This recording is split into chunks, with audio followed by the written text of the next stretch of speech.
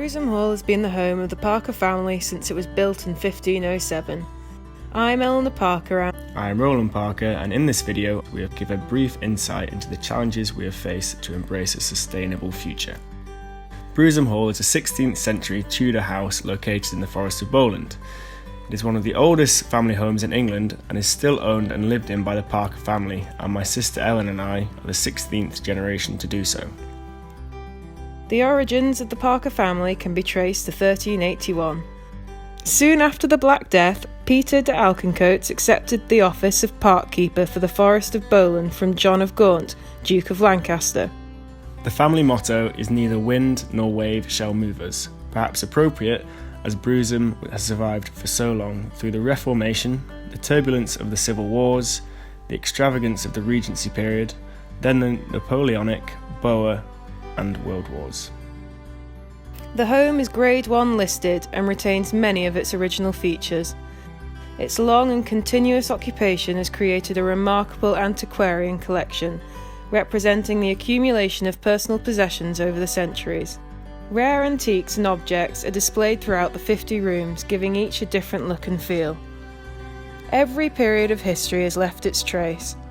A skull from the Pilgrimage of Grace, a royalist coat worn by Captain Thomas Whittingham, even a fragment of a Zeppelin plane from the First World War. Once the estate extended to 5,000 acres, but today the 620 acres comprises of lakes, extensive woodland, farmland and the Tithe Barn, a traditional stone barn converted to an events venue. Today, the hall is owned and occupied by my parents, Robert and Amanda, while Eleanor and I live nearby. My father Robert inherited Browsholme in 1975, aged only 20, from Colonel Robert Parker, his fourth cousin once removed. Colonel Robert was a distinguished soldier who lived alone.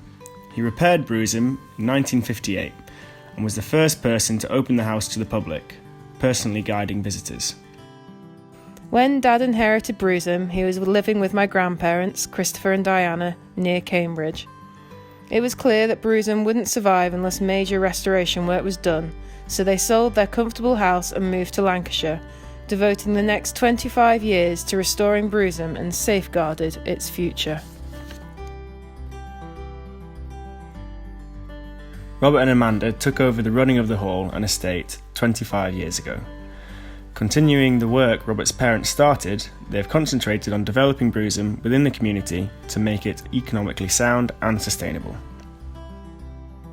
The floor area of the hall is 26,000 square feet, equivalent to 15 detached houses. This, then, is a massive challenge to create and maintain a comfortable and energy-efficient family home. Moreover, to preserve the fabric of this historic building and its collection of possessions, it's vital to have the correct balance of temperature and humidity. The front facade of the hall has 27 windows alone, taking up a considerable proportion of the outside of the building. Along with the multiple chimney cavities, single brick walls and lack of insulation, the building loses a considerable amount of heat. As the hall is Grade 1 listed, modern improvements such as double glazing are prohibited. So without investment in sustainable energy sources, the hall will be incredibly expensive to heat and contribute a lot of carbon to the atmosphere. As a result, we have invested in several projects with sustainability a central focus. This includes a biomass heating system that has enabled us to become completely energy efficient. Here, timber from our woodland is felled and dried on site for the biomass boiler. Then, a replanting programme is in place to restore the 2 acres of felled woodland each year. With 120 acres of woodland, the hall has enough timber growing for the next 60 years, by which time the replanting programme will be producing mature trees, providing a sustainable and continuous supply. The historic house is now comfortable, with biomass-fuelled hot water and heating, energy-saving lighting and clean spring water. With business enterprises including day visitors, weddings and educational tours, as well as farming, Browsholme now employs over 20 local people and is back as a major contributor to the local economy. I hope you enjoy your visit, where you'll learn about how sustainable principles can be utilised in an ancient family home and how those principles will place Browsholme at the heart of the community for another 500 years.